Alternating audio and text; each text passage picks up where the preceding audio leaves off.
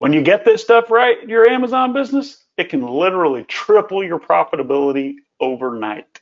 Welcome to the Post-Purchase Pro Podcast. This is the only podcast that dives deep into post-purchase marketing to help Amazon sellers increase sales, ranking, reviews, and profits. It's everything that happens after the initial sale that makes a difference. We call this the back end. This is the Post-Purchase Pro Podcast, episode 20. Welcome, guys, to another episode of the Post-Purchase Pro Podcast. Super excited to be here again, talking to you about how to make more profit on Amazon. And today, we're going to be talking about something that most Amazon sellers never even think about. We're going to be talking about selling more in the terms of upsells, cross-sells, downsells, and then continuity. And Amazon sellers normally think in terms of product listings and things like that, but really, the way that you create value for your customer and that you make more money per customer is by doing these things. So I'm just going to walk through each one of these and we'll jump into it, Shawn. So an upsell is a bigger or better version of the exact same thing that you're already selling. And we're going to get into some examples here in a minute. Just going to give you the high level definition. A cross-sell is a complementing product that can enhance the product of the first product that you sold them, right? A downsell would be a cheaper or smaller option or a stripped down version of the same product.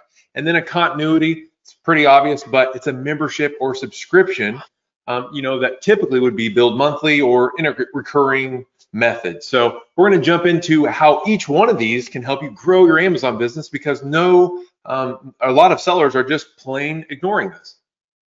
Yeah, welcome everyone. Today is going to be a quick, short episode.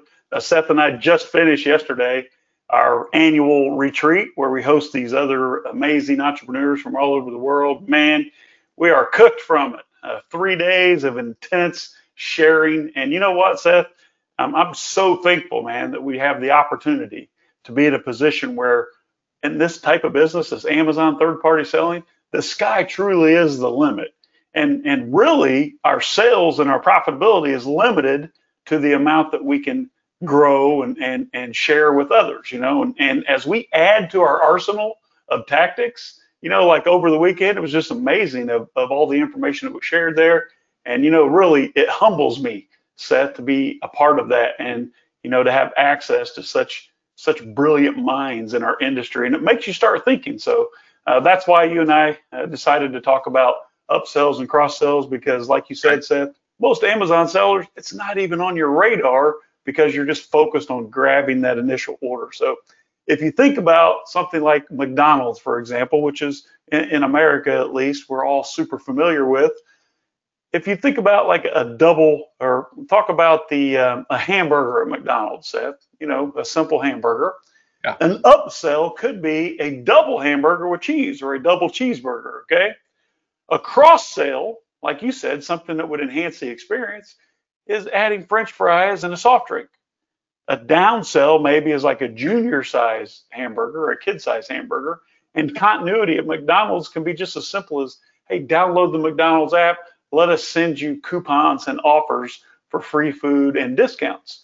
You don't have to overthink this, but it's very, very important when you understand this type of thing that you implement that into your business. Now, of course, Seth, Amazon sellers are not really thinking about this because why?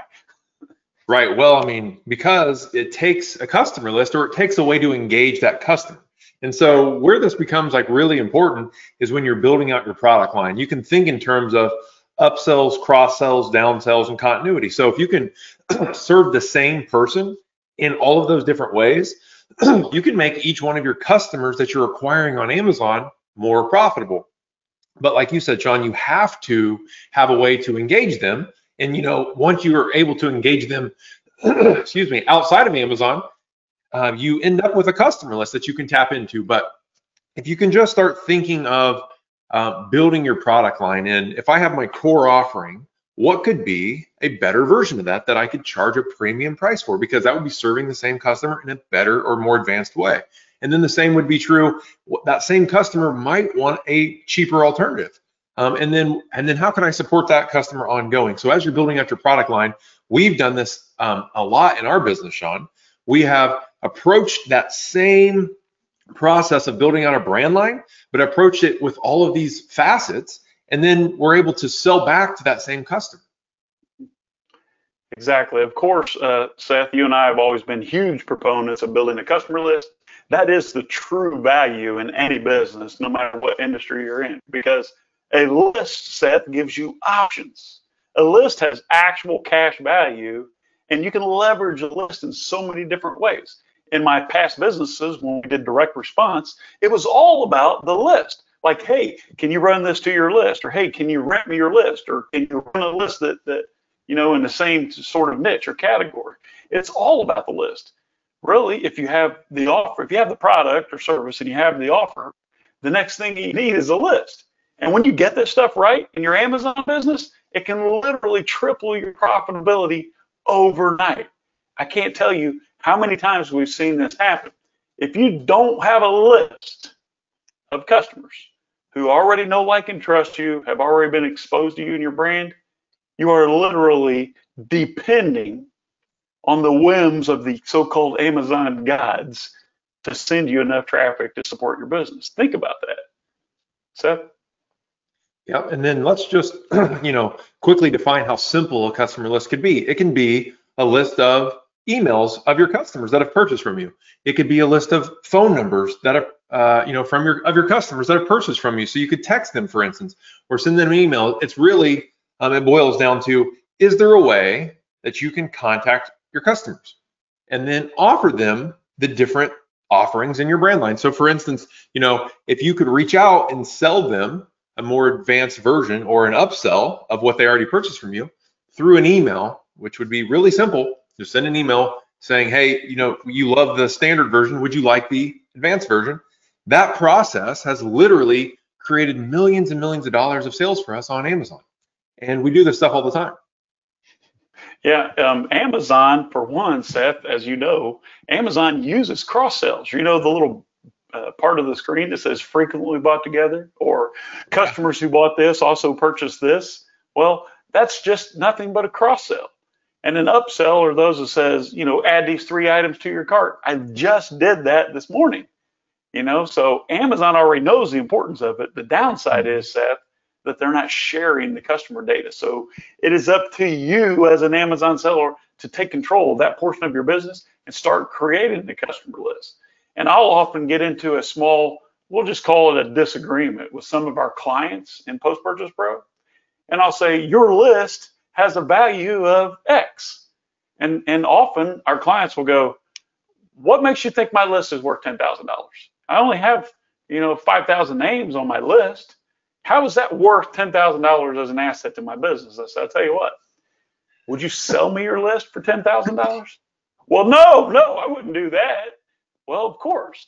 Then you just admitted to me right there, Seth, that your list is worth $10,000. So stop discounting this, because it truly is important and it truly is possible. You have to start small, of course. People are not just going to start throwing their names at you and giving you their emails and phone numbers without you asking it, Seth. So right. What's the easiest way for folks to get started right now today to start growing a list? Right. So the easiest way is to do a process called email appends, right? So if you guys aren't familiar with this process, well, it's basically where you use data matching to associate an email to the order information that you're collecting from Amazon. And I know a lot of you guys would say, well, Amazon doesn't provide hardly any information anymore. And it's right. That's true. But it means that they don't provide it to you. You don't have access to that in your account, but it's still there. Amazon still has it. You just have to have the right way to get it. So there are ways that you can get that information out of Amazon using API connections. And actually, if you can still pull that information out of Amazon and then match a real email to every single order that you've taken on Amazon, that's the fastest way to build a list. And that's the easiest way to build a list. And then imagine what you could do with a real list of your customers. You can sell them in all the ways that we just described. You can launch your products to that list. You can use it to rank your products. You can use it to re-rank your products. Like, it gives you a lot of flexibility, especially when Amazon's clamping down on all of these strategies that we all knew were a shortcut, like rebates and things that are literally now Amazon's coming out and saying you cannot do this because it's basically skipping the step of acquiring a real customer. So you can have a real list of your customers and sell to them in a real way and make profit. Shawn? Without a customer list, Seth, then Amazon sellers have one single customer. You have one customer, and that's Amazon. Imagine opening any business or a store, bricks and mortar, or even an online service, and having just one single customer. You build your entire business around that one customer. If you put it like that, Seth, it's crazy. It's ludicrous, right? If you are interested in getting Email Append started, we do have a way to help you do that. All right. If you're interested, only for serious sellers out there, feel free to send us an email to CS for customer support at postpurchasepro.com. You can see it in the show notes in this podcast or in this video on YouTube or Facebook, but CS for customer support at postpurchasepro.com and ask about Email Appends. We'll send you some more details about that. They're not free, and this may come as a shocker to you, Seth, but not every one of your customers want to hear from you. Yeah. Most of your customers will probably unsubscribe, but those are not the customers that we sell to, are they? No. We sell to the customers who know, like, and trust you, who look forward to receiving your messages, and who are excited to take advantage of the offers that you send in the list. So don't get hung up on this whole thing of my list is too small, my customers are going to be annoyed, my customers are going to unsubscribe. Good. As a matter of fact, put your unsubscribe link all the way at the top of your first few emails and get them the heck off your list if they don't want to hear from you. Any final thoughts, Seth?